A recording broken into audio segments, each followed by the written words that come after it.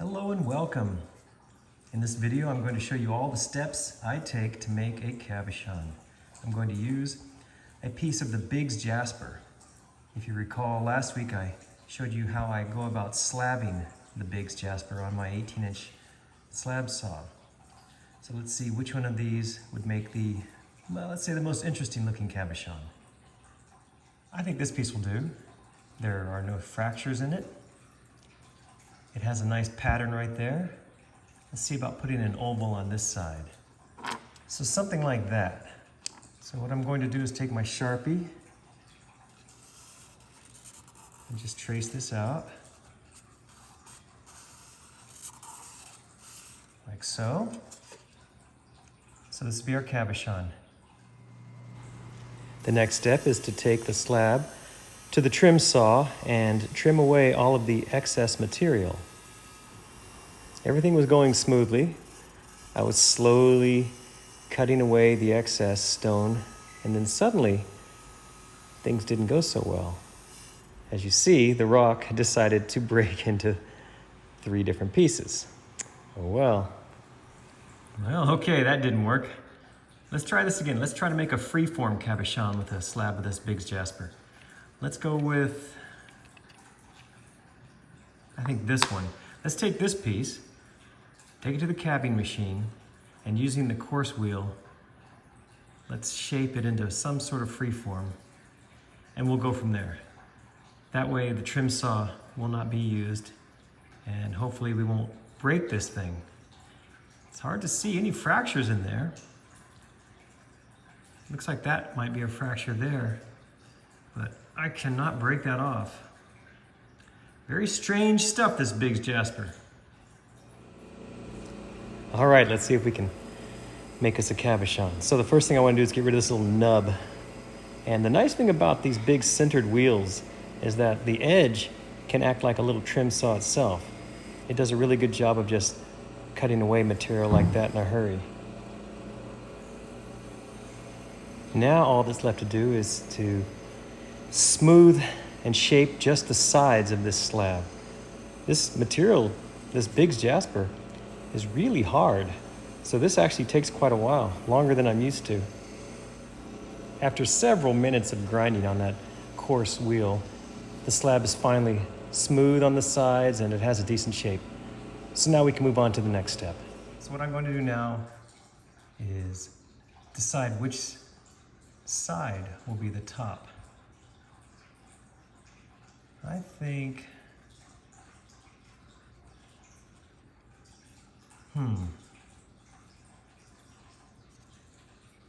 I think this side will be the top. Now that I'm looking at it closely, I can see a little fracture right there. I can feel it too. This worries me. This particular piece of Biggs Jasper may have just been too fractured. If you watched my video last week of slabbing this, you see what happened when I put it in the vise. I see another crack right there. So now I fear that once I start grinding this thing into the right shape, it may break on me again. Well, you know what? There's only one way to find out. So what I'm going to do next is take the bottom side, which is this side, and go ahead and put just a slight polish on it before I dop this thing. I've decided that this crack is so bad, I'm going to go ahead and break that off. That's going to lead to nothing but trouble. So I'm going to use my pliers, take that off, get it back on the cabbing machine, smooth that edge, and then get back to where I was. It broke very easily with the pliers, so that was a good call. Hopefully the rest of this is in good shape. So I'm going to go ahead and reshape this and then pick back up here at the flat left. Okay, this is our new shape.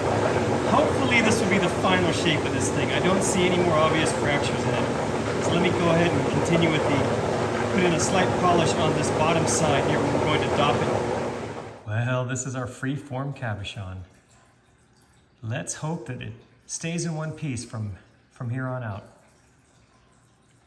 Put a little polish on the bottom. Now I'm just waiting for the DOP pot to heat up so that I can put a DOP stick on this thing. It looks like it will take a really good polish. This was just quickly done on the flat lap. I can see that it's not perfectly smooth. I brought it up to 50,000 grit, but like I said, I did it quickly. I didn't spend a lot of time on each step. So once the DOP pot melts the wax, we'll get this thing DOPed and move on to the actual making of the cabochon. As you can see, the wax is not quite melted enough yet.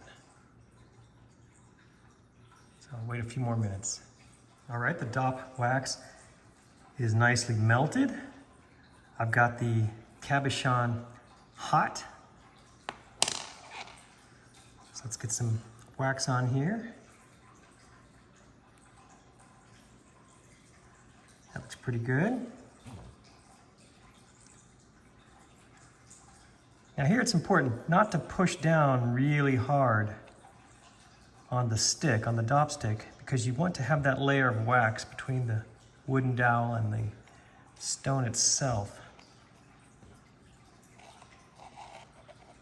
So now I'm just checking to make sure it's level.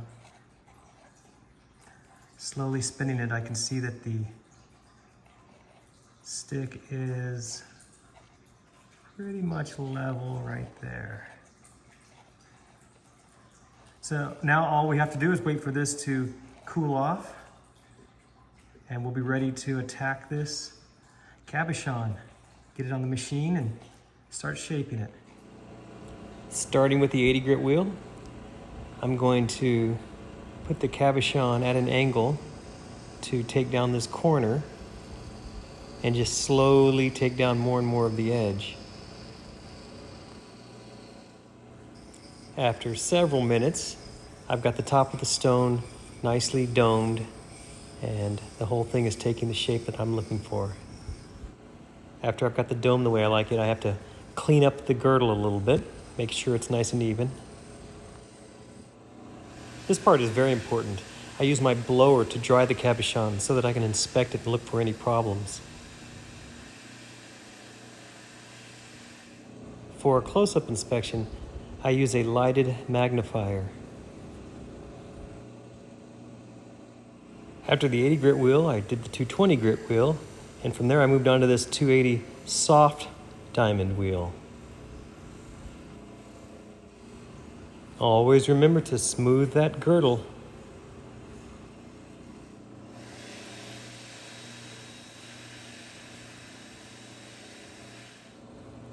After the 280 grit wheel, you can start to see a little bit of a shine on the stone. Next up is the 600 grit soft diamond wheel.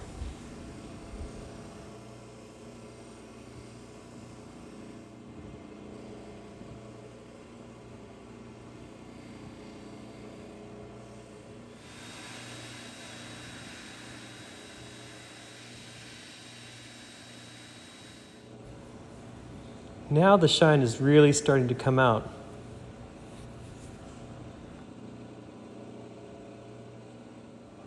Next up, this is the 1200 grit soft diamond wheel.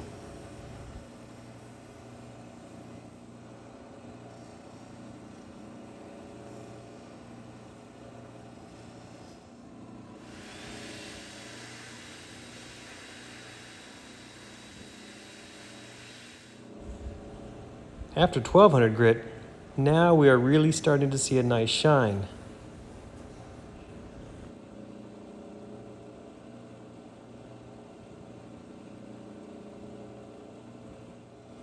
The last wheel on my cabbing machine is the 3000 grit soft diamond wheel.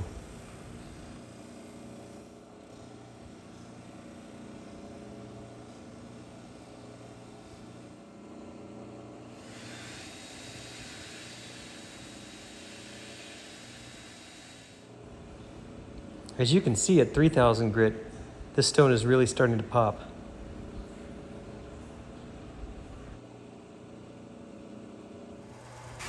For the next stage, I use this 8000 grit diamond belt.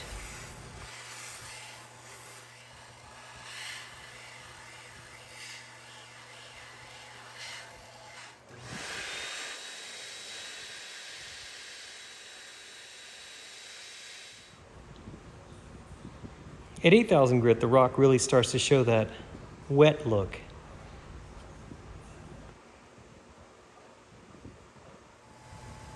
The last stage is this cerium belt, which is approximately 50,000 grit.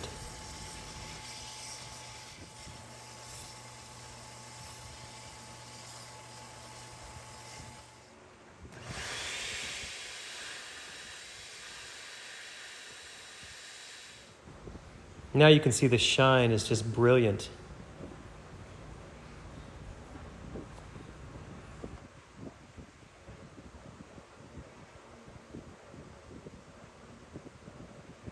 Well, the last step is getting this off the dopstick.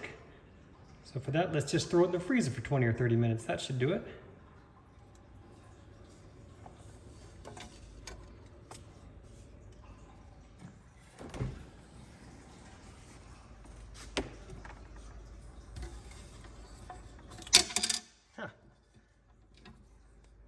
Pretty easy. Well, there you have it. That's how I make a cabochon. Hope you enjoyed that. I think it turned out pretty good. Remember, we started with something like this, a little slab of this Biggs Jasper, and after some trials and tribulations, we were able to make this. All it needs now is a nice little silver setting, I suppose, and it could be a beautiful pendant. Thanks so much for watching. I hope you enjoyed this. Be sure and check my other videos. I've got lots of lapidary arts type videos. Thanks again.